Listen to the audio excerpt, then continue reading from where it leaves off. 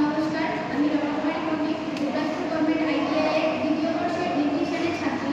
আমরা গ্রুপে একটি দুর্গাপুর আইটিআই এর জন্য প্রজেক্ট তৈরি করেছি, যেটা আজকে আমরা প্রেজেন্টেশন দেখাতে এসেছি।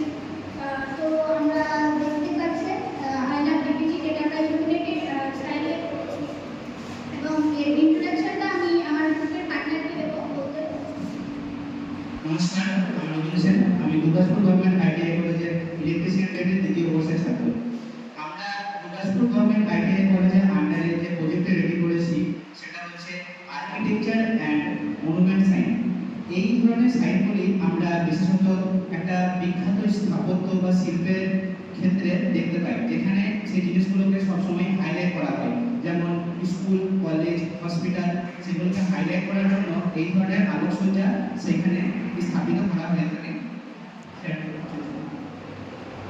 এই আর্কিটেকচার এবং মনুমেন্ট সাইনটা রেডি করার জন্য যে সমস্ত ম্যাটেরিয়ালসগুলি আমরা ইউজ করেছি সেগুলি হলো, প্রথমত আমরা এসএমটিএস ইউজ করেছি, দ্বিতীয়ত একটা এলইডি মডেলের একটা লাইটিং